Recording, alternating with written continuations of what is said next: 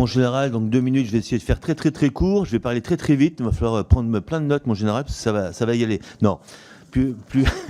non, je vais aller doucement. La dégradation persistante des relations entre la population et nos forces de sécurité remet au centre du débat public les concepts indispensables de proximité et de bienveillance.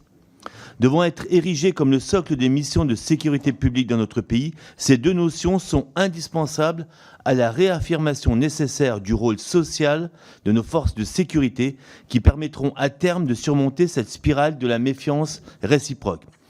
Il est à cet égard fréquent de parler, de revendiquer à juste titre le retour de la police de proximité, mais je crois au fond que la véritable police de proximité, c'est la gendarmerie.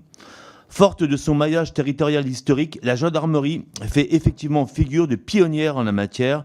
Si les missions des gendarmes diffèrent naturellement selon les territoires sur lesquels ils interviennent, force est de constater qu'ils accomplissent des missions relevant bien davantage de la proximité publique que de la sécurité publique.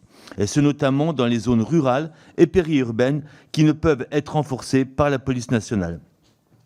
Cela est d'autant plus vrai que le recul des services publics, particulièrement marqué dans les zones rurales, vient saper la cohésion sociale.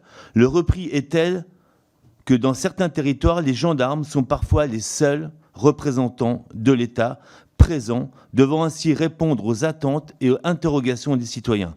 Par conséquent, les gendarmes sont à certains égards les réceptacles de la misère sociale et du délitement dramatique des liens sociaux.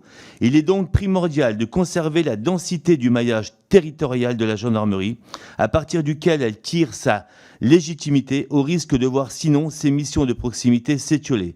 Je crois pour cela qu'il convient de toujours privilégier la présence humaine sur le terrain, favorisant un contact de proximité récurrent et bienveillant au déploiement de la vidéosurveillance qui ne saurait constituer une alternative. Par conséquent, la proximité de la gendarmerie avec la population impliquant des évolutions et des innovations récurrentes doit renforcer efficacement les relations avec les citoyennes et les citoyens.